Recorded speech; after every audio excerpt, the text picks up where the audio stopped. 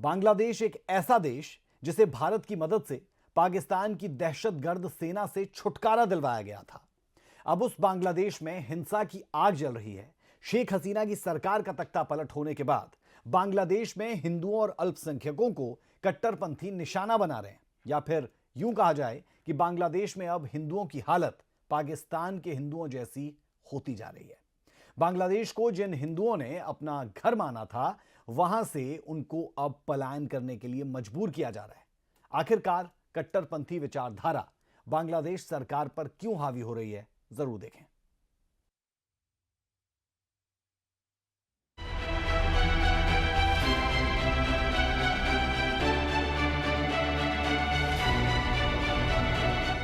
बांग्लादेश जो 53 साल पहले पाकिस्तान के जुर्मों से आजाद होकर बना था, जिसने आजादी के लिए खून बहाया था,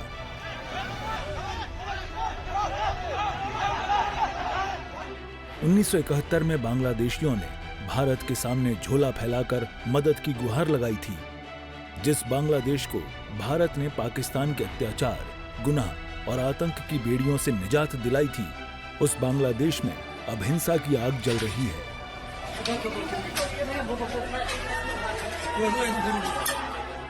बांग्लादेश में कट्टरपंथी विचारधारा अब लोगों को अपना निशाना बना रही है। बांग्लादेश में हिंदुओं का रहना दूभर हो गया है। कट्टरपंथी लोग हिंदुओं को मार रहे हैं।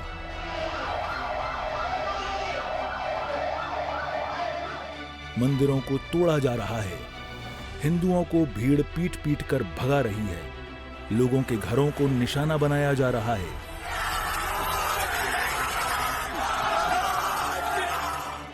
बांग्लादेश की हवा में अब नफरत का जहर घोला जा रहा है। हिंदुओं पर हमला एक दो बार नहीं, बल्कि कई जगह पर कट्टरपंथी हिंदुओं को अपना निशाना बना रहे हैं। बांग्लादेश में मोहम्मद यूनुस की अगुवाई वाली मुस्लिम कट्टरपंथी सरकार में इस्लामवादी बेखौफ होकर खुलेआम हिंदुओं की हत्या के लिए सड़कों पर घूम रहे हैं। हम आपको बताते हैं कि कब कब हिंदुओं पर बांग्लादेश में कट्टरपंथियों ने निशाना बनाया।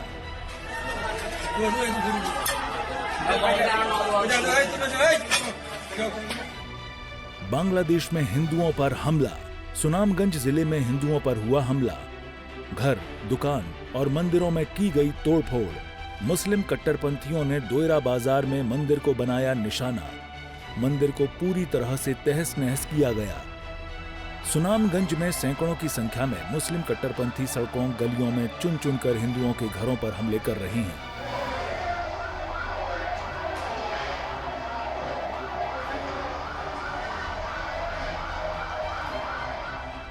मुस्लिम कट्टरपंथियों ने डोयरा बाजार में ही एक हिंदू मंदिर में घुसकर तोड़फोड़ की, उसे पूरी तरह से तहस नहस कर दिया। हैंडल ने बाकायदा इसका वीडियो भी शेयर किया है, जिसमें देखा जा सकता है कि किस प्रकार से कट्टरपंथियों ने मंदिर की मूर्तियों को तोड़ा है। वहां पर रखी प्रत्येक चीज को नष्ट कर दिया गया। अब इलाके में बांग्लादेशी सेना को लगाया गया है, लेकिन वो भी कुछ कर नहीं रही है। शेख हसीना के बांग्लादेश छोड़ देने के पहले ही बांग्लादेश में मुस्लिम कट्टरपंथियों ने हिंदुओं को निशाना बनाना शुरू कर दिया था। किसी को जिंदा जला दिया गया तो किसी के घर लूट लिए गए। कई बार मंदिरों की जमीन को हथियाने के लिए भी कट्टरपंथियों ने हिंदुओं पर जानलेवा हमला किया। हम आपको साल 2024 में हुई कुछ ऐसी घटनाओं के बारे में बताने जा रहे हैं, जिसे पढ़कर आप सोचने पर मजबूर हो जाएंगे कि आखिर कैसे किसी एक धर्म या समुदाय विशेष से इतनी नफरत की जा सकती है।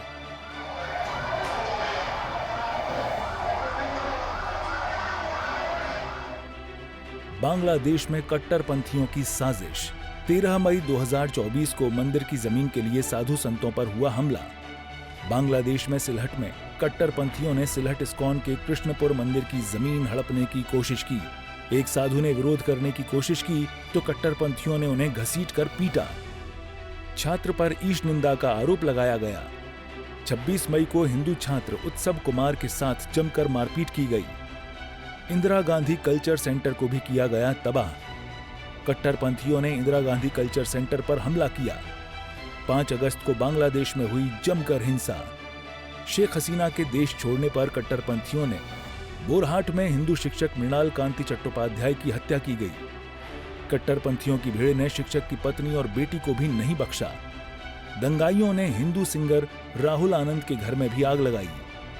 4 अगस्त 2024 को मेहरपुर में मुस्लिम भीड़ ने प्रदर्शन की आड़ में इस्कॉन मंदिर में हमला किया। हमले में भगवान जगन्नाथ, बलदेव और सुभद्रा देवी की मूर्तियां खंडित की गईं। मंदिर प्रशासन किसी तरह से 3 भक्तों को सुरक्षित मुस्लिम भीड़ के चंगुल से बचाने में सफल रहा। रंगपुर के 2 हिंदू पार्षदों हराधन रॉय और काजल रॉय की गोली मारकर हत्या की गई। 19 सितंबर 2024 को चटगांव में बौद्ध, चकमा और हिंदू त्रिपुरी समुदायों पर हमला किया गया।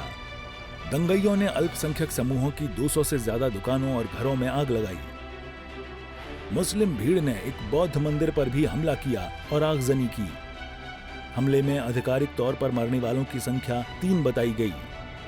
6 सितंबर 2024 को चटगांव में गणेश मूर्ति ले जा रहे हिंदू भक्तों पर हमला किया गया। कदम मुबारक इलाके में कट्टरपंथियों ने हिंदू भक्तों के जुलूस पर हमला किया। 10 अक्टूबर को जेशोरेश्वरी मंदिर से मां काली का मुकुट चोरी किया गया।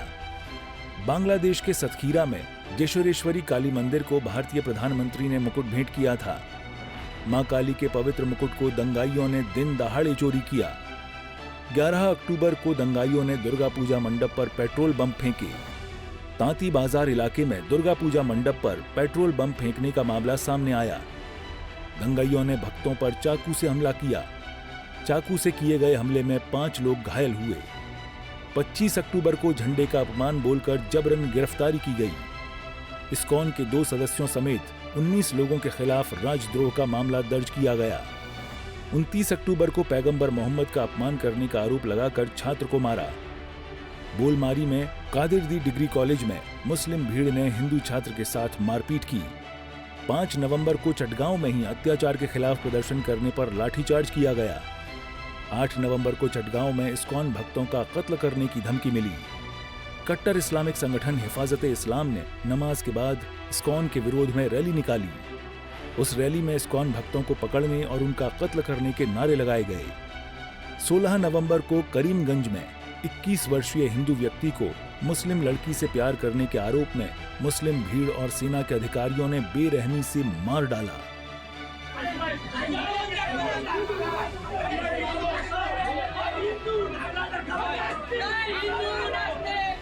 बांग्लादेश में अल्पसंख्यक समुदाय को निशाना बनाए जाने की जो घटनाएं हमने आपको बताई हैं, ये तो बस एक फिल्म के छोटे से ट्रेलर की तरह है।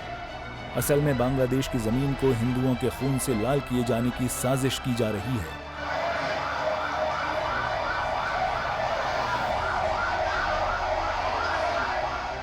अगर समय रहते ऐसी साजिशों के खिलाफ आवाज नहीं उठाई गई तो बांग्लादेश में अल्पसंख्यक चुन चुन कर खत्म कर दिए जाएंगे। आपको बांग्लादेश की एक ऐसी तस्वीर भी दिखाते हैं जो वहां पल रहे नापाक इरादों का सच सबके सामने ला देगी। चटगांव में जुमे की नमाज के बाद नारे लगाती उपद्रवियों की भीड़, ये भीड़ वहां रह रहे हिंदुओं के लिए खतरा बन रही है। इस भीड़ ने 3 हिंदू मंदिरों में तोड़फोड़ की। इस तरह की घटना साफ तौर पर इशारा कर रही है कि बांग्लादेश में भी हिंदुओं के प्रति पाकिस्तान जैसा माहौल बनता जा रहा है, जो कि चिंता का विषय है। अब सवाल यह है कि वहां की सरकार भी क्या मुस्लिम कट्टरपंथियों के साथ है?